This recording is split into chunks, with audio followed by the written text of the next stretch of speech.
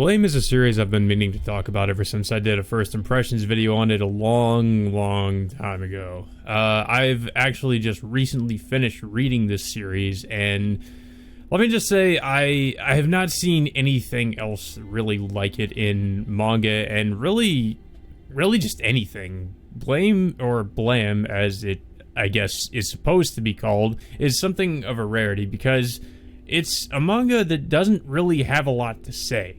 It has a lot of really weird things going on in it, and it's just something where it's more of an, I wouldn't say an art book, but it's something that you read just to look at how the alien structures and landscapes and the alien creatures and the weird things that pop up in the manga more than you do actually pay attention to the story. The story is actually fairly straightforward, at least the premise of the story. The main character is Kiri, spelled Killy, which is supposedly supposed to be pronounced Kiri, but it is spelled in a weird way.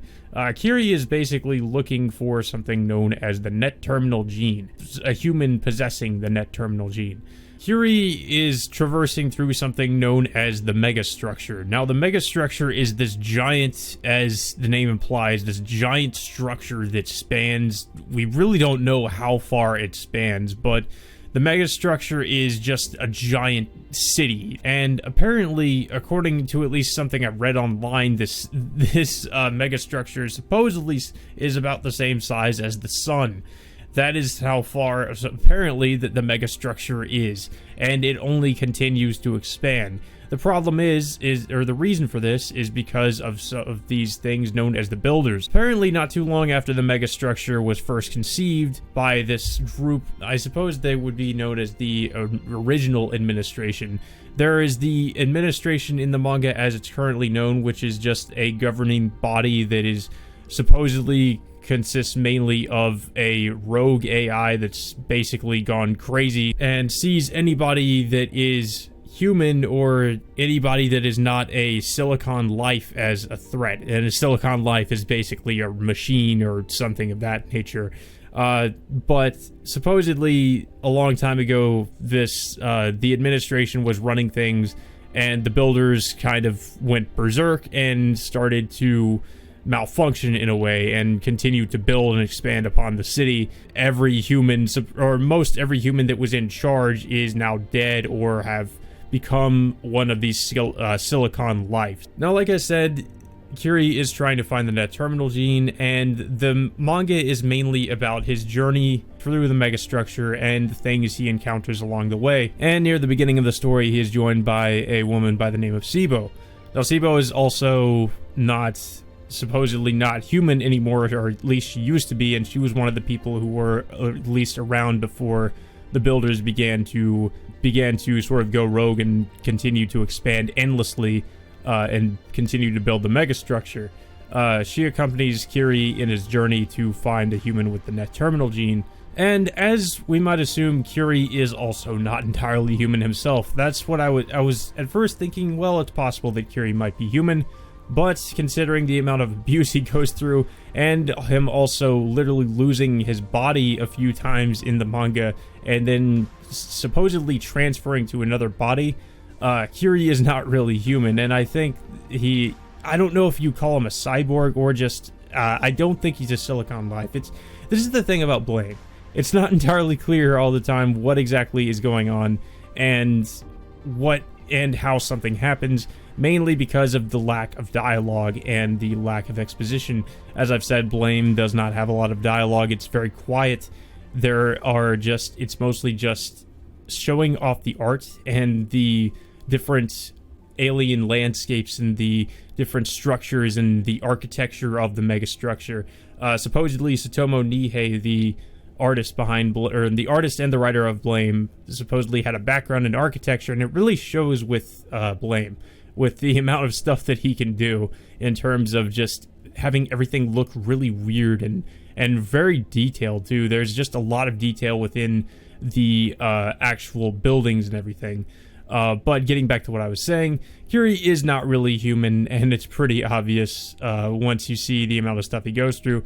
Kiri also has something known as a gravitational beam emitter, which is this little pistol-looking thing, but looks can be deceiving as this thing fires a massive laser, or what seems to be some kind of particle beam, that just completely decimates everything around it. The amount of destruction in this manga is unbelievable. Like, Kiri's gravitational beam emitter can destroy most anything around it and just completely demolish everything in its way. So it is a completely overpowered weapon. Kiri himself, kind of, in a way, you could kind of argue has some plot armor too, because he doesn't really die within the manga. He will continue to come back every time. And supposedly the reason why this can happen is, I would assume, due to something known as the net sphere. Now, the net sphere in the manga is basically the manga's version of the internet, or at least from what I gathered from it. The net sphere can supposedly have people's consciousness disconnect from their bodies, kind of like in the Matrix or in Ghost in the Shell. You can go into the net sphere and as like a virtual representation of yourself, and you can also through the net sphere transfer your consciousness to another body, or inhabit another body that is obviously not human, but like, you know, like a machine body or something like that. As far as what I understood, there's, again, I'm going by what I've read online and just from what I understood from reading the manga itself. It's a manga that is just, it really takes some rereading in order to really grasp what might actually be happening, because of the amount of information you're really given and or just not given in reading this. Now, as I've said, the architectural designs and everything, they look really nice, but the character designs, specifically for Kiri and just the way he's drawn at first, do not look very good. At least in the beginning, it doesn't look that great, but as the manga continues, I do think Nihei very much improves on the design for Kiri. On the other hand, the characters that Kiri comes across, like these weird creatures and things he encounters throughout the manga, they look incredibly detailed. Like, the detail on them is just absolutely insane.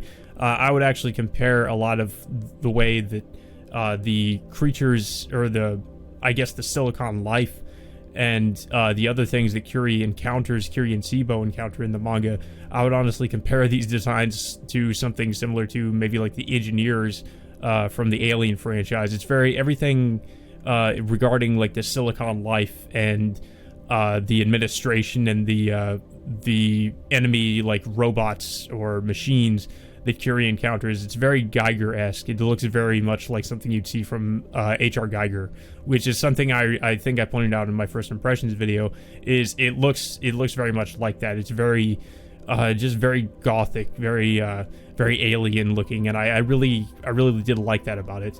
If Blame is just something that, if you can't really appreciate the art, and if you can't appreciate what the manga is, you know, that it's just basically something that you're not really going to get a lot in terms of story. It's mostly just you read it for the art. If you can't really appreciate that about it, then I think you're probably not really going to enjoy Blame. I think you're going to really honestly hate it, because it really just gives you the bare minimum for the most part in terms of what is actually happening sometimes. And I really found myself lost sometimes, especially in terms of whenever there's a fight scene between some particular characters or whatever, or if there are some new characters that show up and they're supposed to be important. I just kind of found myself a little bit lost as to what actually is supposed to be happening. So I found myself quite a few times actually flipping, going back through different pages I read, just trying to put two and two together as to what might actually be going on, because it's just not entirely clear sometimes. And I had to actually consult Google quite a few times as to what is actually going on in this manga. There are some other characters that Kiri and Sibo do encounter later on, like Demochevsky, Aiko, which is supposedly some kind of artificial intelligence that accompanies Demochevsky. Demochevsky is also, he works for the administration or some sort of group, and he's also in a way similar to Kiri in that he cannot easily be killed. So he is also another interesting character, but like I said, there's not really too much to say about him. He does have a lot more in terms of dialogue and things that he says, as opposed to Kiri, though, because Kiri doesn't really say too much a lot of the time. Most of the time, Kiri doesn't really say all that much. He only really says what is necessary, like what What do you mean by this? Where do I go next? Etc. He doesn't really talk other than just kind of stating or just asking some important question or something like that. If Sibo were not there to have dialogue with Kiri, I do think that there would be a lot less dialogue to actually read in this manga. So, like I said, it's a very, in my opinion, a very atmospheric manga. There's just a lot of just quiet moments where you just look and observe and see what is actually going, or just see something crazy in terms of the architecture and the design of certain buildings and things going on in the background, not so much, the story that's being told to you. There's also this very grand sense of scale in terms of just how big some of these areas are, because you just look and see the small figures of some of these characters juxtaposed against just this gigantic landscape in some of these areas that they visit. You could just have this really, I just couldn't help but feel this appreciation for just how good Nihei was at actually presenting this sense of scale in the manga, because some of these areas are just ridiculously big, and supposedly, again from consulting Google, apparently Kiri had been traveling for over 1,000 years throughout the course of this manga to get across the megastructure and to finally, of course, near the end of the manga, actually get outside. And, of course, if he gets the net terminal gene or not is something I'm not going to say, because there is actually a pretty big spoiler with that, which is something, I will be honest, I didn't really expect. That's not to say there's a big twist or anything, but it's something that's kind of weird, and at least it kind of felt like it came out of nowhere until I kind of looked back, until I kind of again consulted the internet and kind of got a few answers as to why certain things happened the way that they did. But again, this kind of goes back to what I was saying earlier, is that Blame can be just kind of not very, it's very vague in terms of what might be happening at times, and it might take some consulting the internet or just going back through certain volumes to really kind of at least get some kind of understanding as to what's happening. But that's the only real point I can level against Blame, and also that some of the character art is not as good in the beginning of the manga, but it does progressively get better throughout. This is really the only exposure I've had to some of Nihei's work, but I was actually very impressed with what I read from Blame, or at least what I saw, I guess. There was, of course, reading, but there wasn't too much of it, because, like I said, not a lot of dialogue and not a lot of exposition or just general storytelling in Blame. There's just a lot more visual storytelling, if anything. You just have to look at what happened in an area to kind of get the gist of what might have happened there, or just to look at what is actually going on a lot of the time just in the background or between certain characters visually, and not so much just what they're explicitly saying. Another aspect of Blame that I think is also very interesting is just there are still humans that do live in the megastructure. There are different societies that live in the megastructure, but there's just all this devastation going on when you actually see Kiri traversing through the megastructure.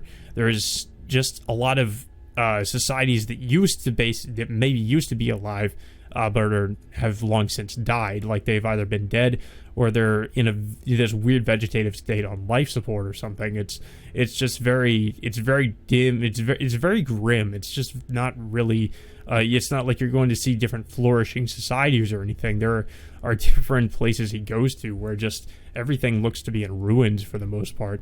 Of course, there are exceptions to that, where there are actually places that Kiri will visit and he will see either humans there, or he will see some other life form there that is not really human, and there might be a functioning society there. But it seems like as the story goes further along, you see much less of that. But I would recommend this to anybody that enjoys just really weird atmospheric, or just a really weird atmospheric manga or comic. Blame is definitely something you would be looking for if that's something that you're interested in. Also, I would say if you enjoy Geiger's artwork, you would definitely want to check out Blame, because there's a lot of stuff in here that's very, very similar to Geiger's art. So, like I said, I would definitely recommend Blame, and considering this is a Chaos's Reading Corner episode, I usually rate things based on if you should read it, try it, or I think skip it. I can't even remember my own rating system. I would definitely say for Blame, of course, you know what, I would say try it. I don't think this is a manga that's for everybody. I think that Blame, considering how the story is being told, is going to turn some people off. There might not, Blame is just something that once you read it, it's going to confuse you quite a bit, and it will take a while for you to get a understanding of what is actually happening in the manga. Of course, that's something that the anime counterpart, at least the 2017 Netflix anime for Blame, doesn't really have much of a problem with, as the story that's being told there is something that actually isn't really adapted from the manga itself, and it's completely original to the anime. So the story there is actually being... The story there is more understandable than whatever is happening in the manga. A lot of people might have seen the anime for Netflix and wanted to check out the manga from that, which is something which I can understand. So I would say I would warn you though, if you are going to get into this after watching the Netflix anime, that it is pretty different. It's not quite as story driven, and there's not as much dialogue, or not nearly as much dialogue in comparison to the Netflix anime counterpart. So yeah, again, I would just say try it. I think it is a fantastic manga series. I did love it, even though it is, like I said, very confusing at times. It's pretty great, and mostly just something you want to sit back and appreciate in terms of its art, and not so much sit there and enjoy it for its story. I did say I wanted to review this one day, so I finally finished this the other day, so I figured I may as well talk about it, and how I felt about Blame. Like I said, it's just really hard to talk about, considering there's not really a lot to talk about, because in terms of its story, because there is a story here, but the way it's presented is not really in your conventional way, as like I said, it's mostly just visual storytelling and not so much being explicitly told to you. So I hope you guys enjoyed this video. If you have read Blame, or if you've heard of it, let me know what you think. Have you been thinking about maybe checking this manga out? But anyways, till next time, I'll see you guys later.